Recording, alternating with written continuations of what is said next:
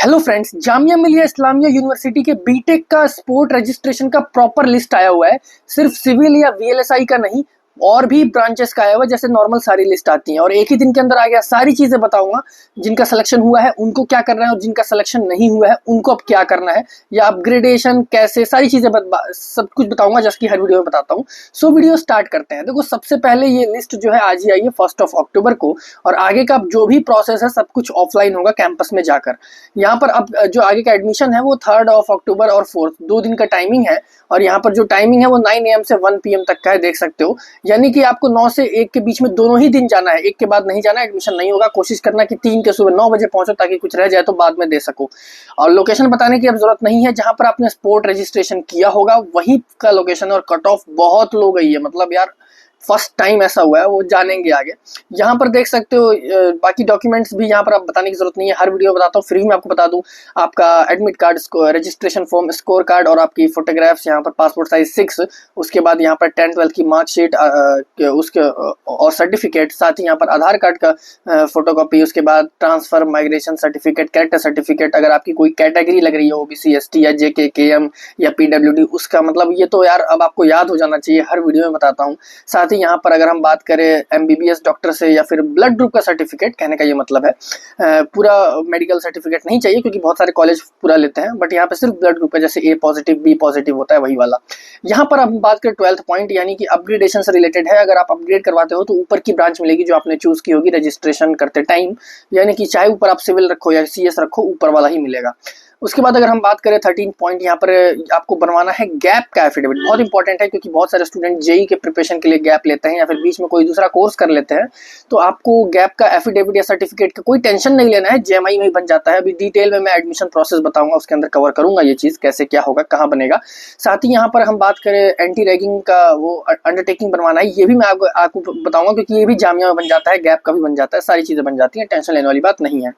यहाँ पर अगर हम बात करें फीस की, तो आप कैश भी दे सकते हो, यूपीआई भी कर सकते हो। तो वो जब मैं डिटेल में, जैसे वैसे कैश बेटर रहता है, ऐसा मेरा मानना है। और फीस क्या लगेगी तो अलग अलग ब्रांचेस की अलग अलग है, वो भी आगे मैं आपको बताऊंगा। यहाँ पर उसके बाद 16th पॉइंट बहुत इंपॉर्टेंट है। बहुत से स्टूडेंट सोचते हैं कि हमने फीस सबमिट कर दी है तो हमारा एडमिशन हो गया, बट ऐसा नहीं है। फीस सबमिट कर देने के बाद आपको जो है वापस से फीस की slip office of the dean में सबमिट करनी पड़ती है, तब जाके एडमिशन पूरा होता है। अब उसके बाद यहाँ पर कुछ और इंपॉर्टेंट पॉइंट्स हैं, जैसा कि अगर आपका रेगुलर से सेल्फ फाइनेंस में हो रहा है तो आपको उसकी एक्स्ट्रा फीस देनी पड़ेगी, क्योंकि सेल्फ फाइनेंस में थोड़ी ज्यादा है। और अगर सेल्फ फाइनेंस रेगुलर में हो रहा है तो आपको जाने की जरूरत नहीं है। ये अपग्रेडेशन से रिलेटेड थी चीजें। और जो आपका रिफंड है वो आपको बाद में मिल जाएगा, जब सभी एडमिशन कंप्लीट हो जाएगा, इसलिए क्योंकि फिर अगले इसमें ऊपर नीचे होता रहेगा, कभी रेगुलर कभी सेल्फ कभी रेगुलर, इसीलिए फाइनली आपका जो भी ब्रांच रहेगा आपका रिफंड मिल जाएगा। और 20th पॉइंट सबसे इंपॉर्टेंट है, जो टाइमिंग आपको दिया गया है 3 और 4 अक्टूबर, यानी परसों और उसके अगले दिन थर्सडे एंड फ्राइडे, तो आपको जरूर जाना है, चाहे आप सोचो या ना सोचो, आपको जाना पड़ेगा, अगर आपको जेएमआई में पढ़ना है तो। अदरवाइज अगर आप नहीं जाते हो तो आपको अगले किसी भी लिस्ट में नहीं बुलाया जाएगा, क्योंकि इस बार बहुत से स्टूडेंट ने फिर गलतियां की हैं। सो वीडियो आगे देखते हैं, कट ऑफ देख लेते हैं एक बार। तो यहाँ पर देखो, इलेक्ट्रिकल के लिए भी आया है। इन्होंने भले स्पोर्ट के अंदर डाला था कि ये सीट वैकेंट है, बट ऐसा होता है कि जो एक आध सीट रह जाती है तो उनका ये नहीं बताते हैं, ऊपर से स्टूडेंट कैंसिल भी करवाते हैं। तो फर्स्ट टाइम इतनी लो कट ऑफ जा रही है। वैसे ये मुस्लिम ओबीसी एसटी है 1,34,000, और सारी रैंक सीआरएल में होती है, इस चीज का ध्यान देना है। और सिर्फ यहाँ पर देख सकते हो एक ही अपग्रेडेशन हुआ है, इस चीज का ध्यान देना है।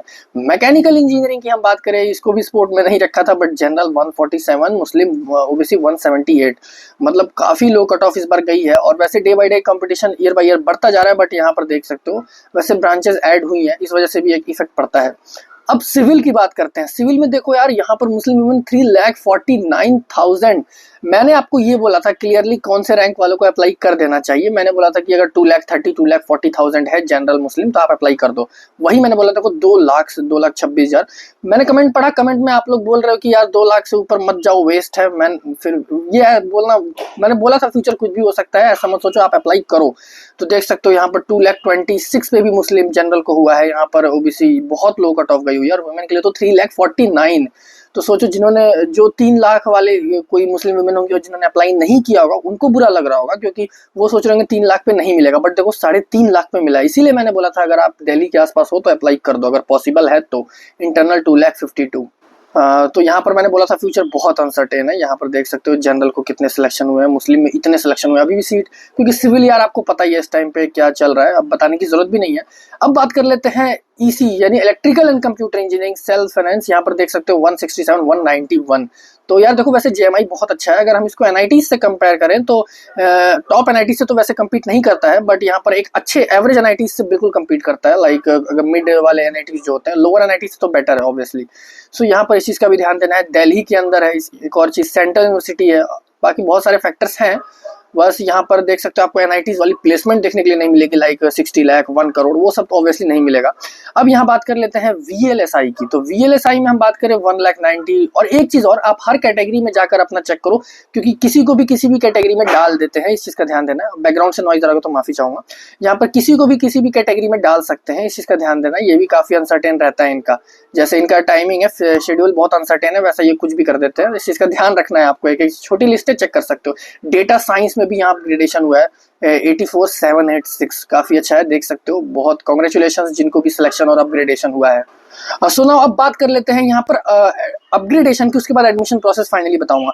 देखो यहाँ पर बहुत से स्टूडेंट आप सोच रहे होंगे क्या मुझे सिविल से बेटर ब्रांच मिल सकती है अगर मैं एडमिशन लेता हूँ, या फिर अगर जिनको इस लिस्ट में सिलेक्शन नहीं हुआ है क्या अगली लिस्ट आएगी। तो देखो सबसे पहले सिविल में तो काफी सिलेक्शन हुए हैं, क्योंकि सीट काफी वैकेंट थी सिविल में। तो वैसे अगर देखा जाए तो सिविल में अब वैसे तो चांसेस हैं, सीटें काफ़ी हैं, बट एक चीज़ और मैं आपको बता दूं, स्पोर्ट में उन्हीं ने रजिस्टर किया होगा जो सीरियसली एडमिशन लेना चाहते हैं। ऑब्वियसली इतनी दूर से आकर आपने रजिस्ट्रेशन किया है। एंड देन उसके बाद ये वाला जो है डायरेक्ट स्पोर्ट वाला रजिस्ट्रेशन, ये फर्स्ट टाइम भी हो रहा है, क्योंकि पहले ऑनलाइन के बाद खत्म हो जाती थी लिस्ट, इतनी नहीं आती थी, बहुत हाई कट ऑफ जाती थी। तो इस बार ऐसा भी मतलब बता नहीं सकती कि अगली लिस्ट आएगी या नहीं। सीरियस एडमिशन वाले भी होंगे, और हो सकता है सिविल है, काफ़ी सारी यहाँ पर सीट वैकेंट है, तो शायद अगली लिस्ट आए, शायद, मैं इतना कंफर्म नहीं हूँ, बट आती भी है तो सिविल, और सिविल में तो अगर आई तो सिविल में पक्का आएगी, VLSI में भी आ सकती है, इस चीज़ का ध्यान देना। बाकी और ब्रांचेस में तो क्लोज रहने वाला है, बहुत कम चांसेस हैं। अब यहाँ अपग्रेडेशन की अगर हम बात करें, क्या अपग्रेड होगा कोई अगर सिविल में मिल रहा है या लोअर ब्रांच में मिल रहा है, क्या आपको मैकेनिकल या कोई और ब्रांच मिलेगी। देखो यहाँ पर एडमिशन करवाने से पहले पूछ लेना, मैं अगेन बता रहा हूँ, ऑफिस ऑफ द डीन में जब आप जाओगे एडमिशन करवाने परसों, पूछ लेना कि क्या अब हम अपग्रेडेशन का फॉर्म फिल कर सकते हैं, क्या अपग्रेडेशन होगी, क्या अगली लिस्ट आएगी।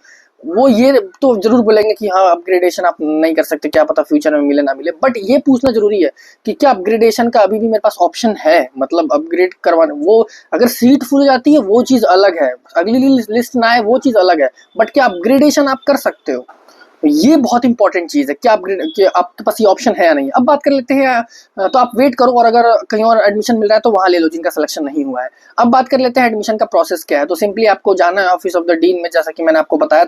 वहाँ जाने के बाद आपको सबसे पहले जो भी डॉक्यूमेंट्स हैं, आपको एक फॉर्म मिलता है, फॉर्म पे मार्क करना है क्या क्या डॉक्यूमेंट्स हैं आपके पास, लाइक रजिस्ट्रेशन फॉर्म, आपकी कैटेगरी सर्टिफिकेट और 10-12 की मार्कशीट सर्टिफिकेट, आपको मार्क करना रहता है। अभी कुछ मत करो, जैसे अगर जो एफिडेविट्स हैं एंटी रैगिंग का, इन पे ध्यान मत दो, आप अपने बेसिक डॉक्यूमेंट्स वहाँ पे सबमिट करो, मार्क करो, वो खुद बोलेंगे ये रह गया, आप ये जाके बनवा के लेके आओ। तो ये जो है गेट नंबर 4 पे बनता है, गेट नंबर 4, क्योंकि जो है इंडियन बैंक के साइड में स्टेशनरी है, वहाँ पे सारे एफिडेविट बन जाते हैं, चाहे एंटी रैगिंग का हो, चाहे गैप ईयर का हो, कितने साल का भी गैप हो, मैटर नहीं करता, इस चीज़ का ध्यान देना है।